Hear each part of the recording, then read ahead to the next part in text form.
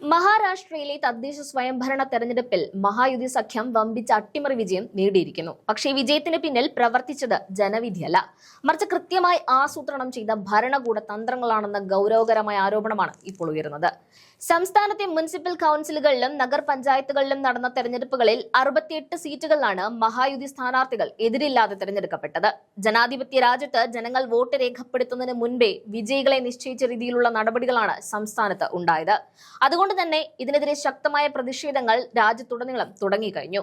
മഹായുതി സഖ്യം നേടിയെടുത്ത 44 സീറ്റുകളിൽ ബി.ജെ.പിയും 22 സീറ്റുകളിൽ ഏക്നാഥ് ഷിൻഡെയുടെ ശിവസേനയും ബാക്കി 2 അജിത് പവാറിന്റെ എൻ.സി.പിയുമാണ് സ്വന്തമാക്കിയത്. മോദി മാജിക് എന്ന പേരിൽ ജനാധിപത്യത്തെ പ്രഹസനമാക്കുന്ന രീതിയിലുള്ള നീക്കങ്ങളാണ് മഹാരാഷ്ട്രയിലുടനീളം നടന്നത്. തെരഞ്ഞെടുപ്പിന് മുൻപ് സ്ഥാനാർത്ഥികളുടെ പ്രകടന പത്രിക വിലയിരുത്തിയാണ് ഇത്തരമൊരു നീക്കം നടന്നത്.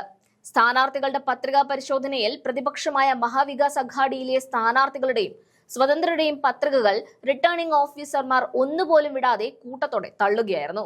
എന്നാൽ അത്ഭുതം എന്ന് പറയട്ടെ, ഭരണപക്ഷമായ മഹായുതി സഖ്യത്തിലെ ഒരൊറ്റ സ്ഥാനാർത്ഥിയുടെ പത്രിക പോലും പരിശോധനയിൽ തള്ളപ്പെട്ടിട്ടില്ല.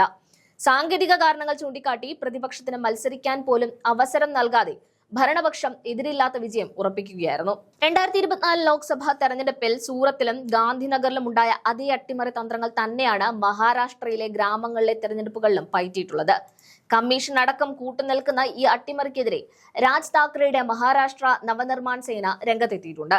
പണം നൽകിയും ഭീഷണിപ്പെടുത്തിയും സ്ഥാനാർത്ഥികളെ മത്സര രംഗത്ത് നിന്ന് പിൻവലിപ്പിക്കുകയാണെന്നാണ് നവനിർമ്മാൺ സേന ആരോപിക്കുന്നത്.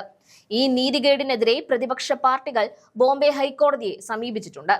കോടതി തെരഞ്ഞെടുപ്പ് കമ്മീഷനോട് റിപ്പോർട്ട് ആവശ്യപ്പെട്ടിട്ടുണ്ടെങ്കിലും ഭരണകൂടത്തിന് കീഴിൽ പ്രവർത്തിക്കുന്ന കമ്മീഷൻ എല്ലാം നിയമപരമാണെന്ന റിപ്പോർട്ടാകും നൽകുക എന്ന ആശങ്കയും ശക്തമാണ്. വോട്ടിംഗ് ഡേറ്റയിലെ പൊരുത്തക്കേടുകൾ ഇന്ത്യയിലെ തെരഞ്ഞെടുപ്പുകളിൽ സ്ഥിരമായി മാറുകയാണ്. പോൾ ചെയ്ത വോട്ടുകളേക്കാൾ കൂടുതൽ വോട്ടുകൾ പെട്ടിയിൽ കാണപ്പെടുകയും ചിലയിടങ്ങളിൽ വോട്ടുകൾ അപ്രത്യക്ഷമാവുകയും ചെയ്യുന്ന മായാജാലങ്ങൾ രാജ്യത്ത് പലയിടങ്ങളിലും നടന്നു വരുന്നുണ്ട്. മഹാരാഷ്ട്രയിൽ മാത്രമല്ല, ദാമൻ ദിയു, ദാദ്ര നഗർ ഹവേലി എന്നിവിടങ്ങളിലും സമാനമായ അട്ടിമറികളാണ് അരങ്ങേറിയത്. അവിടെ ആകെയുള്ള സീറ്റുകളിൽ 75%-ത്തിലും ബി.ജെ.പി വിജയിച്ചത് എതിരില്ലാതെയാണ്. 91 സീറ്റുകളിലാണ് പ്രതിപക്ഷ സ്ഥാനാർത്ഥികൾ ഇല്ലാതെ ബി.ജെ.പി വിജയമുറപ്പിച്ചത്. 48 പഞ്ചായത്ത് സീറ്റുകളിൽ 35 എണ്ണത്തിലും 30 മുനിസിപ്പാലിറ്റി സീറ്റുകളിൽ 26 എണ്ണത്തിലും എതിരില്ലാത്ത വിജയമാണ് ബി.ജെ.പി നേടിയത്. വോട്ടർമാർക്ക് വോട്ട് ചെയ്യാനുള്ള അവസരം പോലും നൽകാതെ സ്ഥാനാർത്ഥികളെ നേരത്തെ വിജയികളായി പ്രഖ്യാപിക്കുന്ന രീതിയാണ് കമ്മീഷൻ അടക്കം ഇപ്പോൾ അവലംബിച്ചു വരുന്നത്.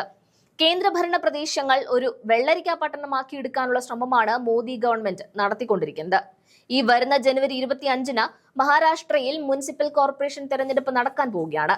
അവിടെയും ഇതേ മാജിക് ആവർത്തിക്കുമെന്ന ഭീതിയിലാണ് ജനങ്ങൾ.